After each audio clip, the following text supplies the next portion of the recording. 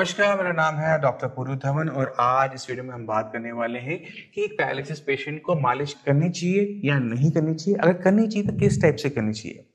Paralysis में मालिश को लेके बहुत सारे भ्रम होते हैं। कुछ डॉक्टर्स बोलते हैं कि मालिश बिल्कुल नहीं करनी चाहिए, इससे आपका हाथ पैर खराब हो जाएगा।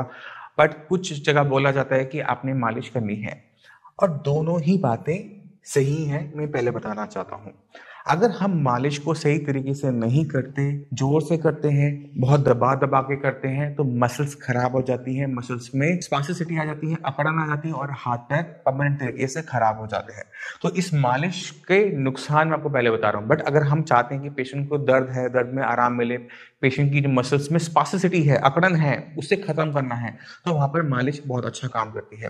तो आपने सबसे चीजों का ध्यान क्या रखना है कि मालिश को सही तरीका करने का आपको तरीका पता होना चाहिए। तो जब भी आप मालिश करते हैं तो आपने ध्यान क्या रखना है कि हाथ हल्का चलाना है, आपने दबाना नहीं है, प्रेशर नहीं लगाना नीचे की तरफ, उंगलियों से नहीं करनी, सोटे से नहीं करनी, बेलन से नहीं करनी, हल्के हाथ से हम मालिश कर रहे हैं। अब किस तरफ करेंगे, आप अपने बालों की तरफ देखो। हाथ में बाल होते हैं ना, पैर में भी बाल होते हैं, आपने उनकी रिवर्स डायरेक्शन में करनी है। आपका हाथ आपकी बॉडी के अंदर की तरफ आना चाहिए, आपके दिल की तरफ आना चाहिए। क्यों आना चाहिए उसको भी समझने के लिए हम कोशिश करते हैं। अब अपने हाथ को देखो, इसमें आपको ये नीली नीली आपको दिखेंगी धारियां, इसे हम कहते हैं वेन्स। ये वेन्स होती हैं। वेन का काम क्या होता है, ब्लड को बॉडी पार्ट से हार्ट की तरफ लेके जाना, जहां पर वो दोबारा से ऑक्सीजनेट हो सके और वो बाहर जा सके। लंग्स में जाएगा, वहां से ऑक्सीजनेट होगा और वो बाकी ऑर्गन्स में जाएगा। तो ये जो ब्लड है, जो इनमें ब्लड है, वो जा रहा है हमारे हार्ट की तरफ, अंदर की तरफ। अगर मैं हाथ अगेंस्ट चलाता हूं कि जा इस तरफ है, इधर हाथ चलाता हूं, तो उसको फ्लो में दिक्कत होती है। तो हमने अपनी वेन्स के ब्लड को फैसिलिटेट करना होता है, उसकी डायरेक्शन में हमें मूव करना होता है कि वो अपनी हार्ट की तरफ जाए। तो हमेशा अंदर की तरफ हम हाथ की मालिश करेंगे। किसी भी चीज की, पैर भी करेंगे तो ऊपर की तरफ करेंगे, नीचे की तरफ मालिश नहीं करेंगे। तो इससे क्या होता है कि ब्लड का फ्लो जो है, सर्कुलेशन है, वो अच्छा होना शुरू हो जाता है। दूसरा, अब जब भी हम मसाज करते हैं, तब हम किसी भी चीज पर रब करते हैं, तो हम क्या देखते हैं कि वहां पे गर्माहट पैदा हो रही है ना। अब ये जो गर्माहट है, इसका मसल्स पे बहुत अच्छा इंपैक्ट होता है।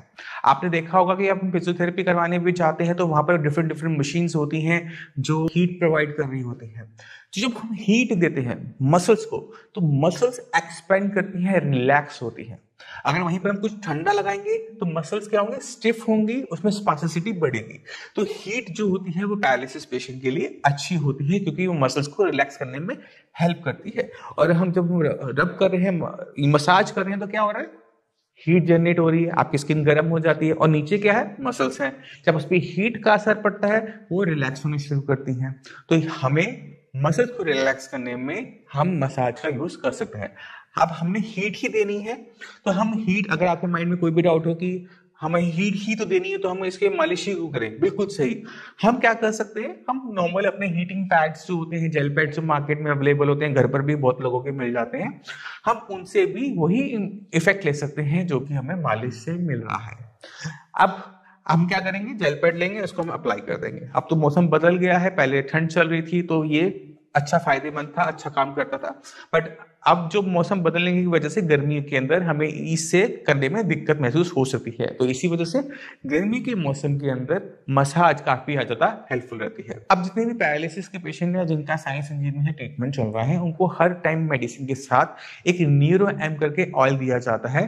तो न्यूरो एम ऑयल का पर्पस भी आपको पता होना चाहिए। तो काफी हद तक मैं आपको बता चुका हूं कि उसका मेन पर्पस क्या होता है, मसल्स को रिलैक्स करना। तो अगर आपकी किसी बॉडी पार्ट में, मान लो कि कंधे में पेन है, मूवमेंट करने पे स्टिफनेस महसूस हो रही है कि यहाँ पे मांसपेशियां बहुत अकड़ी हुई हैं, तो आप क्या करेंगे, थोड़ा सा ऑयल लगाया, जेल पैड लिया, गर्म किया उसको और वहां पे अप्लाई कर दिया।